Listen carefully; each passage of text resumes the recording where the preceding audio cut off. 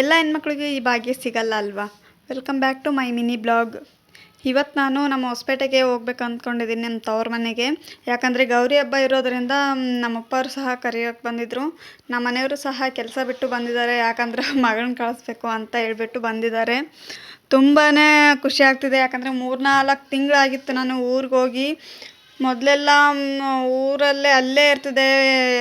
ಪುಣ್ಯ ಯಾಕೆ ಮಾಡಿದ್ದೀನಿ ಅಂತ ಹೇಳಿದಾದರೆ, ನಮ್ಮ ಮದುವೆ ಆದಾಗಲಿಂದ 2 ವರ್ಷ ಅಲ್ಲೇ ಇದ್ದೆ. ಹಂಗಾಗಿ ಯಾವ ಹೆಣ್ಮಕ್ಳಿಗೂ ಇಷ್ಟು ಅವಕಾಶ ಸಿಗಲ್ಲ ಅಲ್ವಾ. ಮದುವೆ ಆದಮೇಲೂ ಸಹ ಒಂದು 2-3 ವರ್ಷ ಇರುವಷ್ಟು ಈ ವಿಷಯದಲ್ಲಿ ಮಾತ್ರ ನಾನು ಪುಣ್ಯನೇ ಮಾಡ್ತೀನಿ ಅನ್ಬೋದು.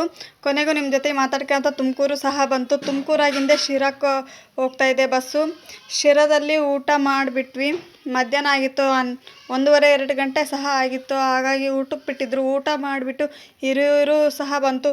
ಹಿರಿಯೂರು ಆದಮೇಲೆ ಚಿತ್ರದುರ್ಗಕ್ಕೆ ಬಂದ್ವಿ ಲಾಸ್ಟಿಗೆ. ಚಿತ್ರದುರ್ಗಕ್ಕೆ ಬರೋ ಅಷ್ಟರಲ್ಲಿ ಒಂದು 4-5 ಗಂಟೆ ಆಗಿತ್ತು. ಚಿತ್ರದುರ್ಗ ಆದಮೇಲೆ ಇನ್ನೇನು ಕೂಡ್ಲಿಗಿ ಸಹ ತಟ ಇದ್ವಿ. ಕೂಡ್ಲಿಗಿ ಮರಮ್ನಳ್ಳಿ ಆಗಿಂದೆ ಫೈನಲ್ ಆಗಿ ಹೊಸಪೇಟೆಗೆ ಬಂದು ತಲುಪಿದ್ವಿ.